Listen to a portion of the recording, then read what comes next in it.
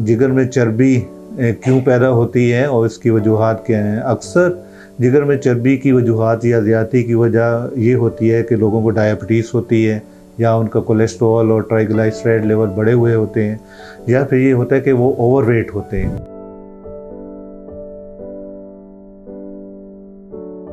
अस्सलाम वालेकुम, मेरा नाम डॉक्टर ज़ैगम अब्बास है और मैं लीड करता हूँ, हेड करता हूँ department of hepatogastroenterology at doctor Ziauddin university hospital Clifton Karachi में।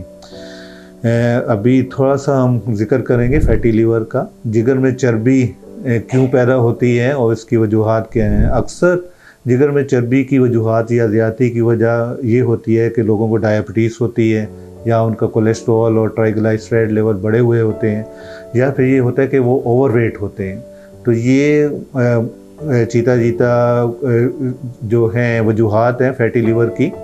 अब किसी को फैटी लीवर हो तो ये ज़रूरी नहीं है उसको कोई सिम्टम्स नहीं हों। बाज़ का उसको कोई सिम्टम्स नहीं होते, लेकिन बाज़ का ये होता है कि पेट के ऊपर वाले हिस्से में दाएं तरफ उसको ज़रा बोझ सा महसूस होता है। ये काफ़ी कॉमन मर्ज़ है। दुनिया की तकरीबन 25% आबादी का जब हम अल्ट्रासाउंड करते हैं तो पता चलता है कि उनका लीवर में फ़ैट मौजूद है।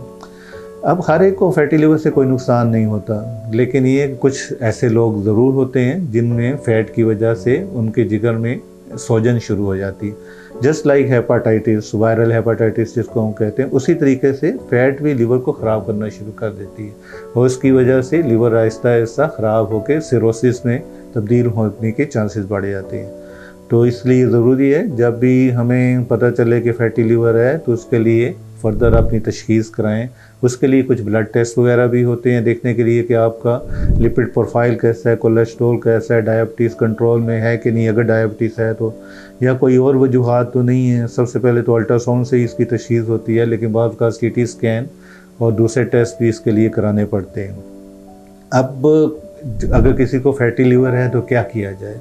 उसके लिए ज़रूरी है कि वेट रिडक्शन, क्योंकि मोटापा जो है फैटी लीवर की बड़ी कॉमन वजह है, तो मोटापे को कंट्रोल करना बहुत ज़रूरी है।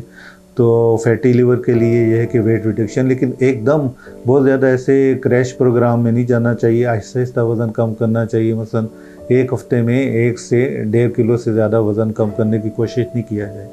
तो वज़न कैसे कम किया जाए। वज़न कम करने के कई तरीके हैं। मसला ये है कि आप अपनी डाइट में रिस्ट्रिक्शंस करें, मीठा और चिकनाई कम करें, एक्सरसाइज का इस्तेमाल करना शुरू करें, तो इससे वज़न कम होने में काफ़ी आसानी पैदा हो जाती है। अगर किसी को डायबिटीज़ है तो डायबिटीज़ के गुड कंट्रोल से फैटी लीवर में बेहतरी आ जाती है।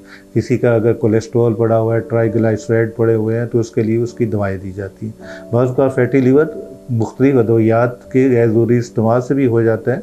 तो अगर किसी को भी फैटी लीवर हो तो ज़रूरी है कि वो डॉक्टर से रजू करें।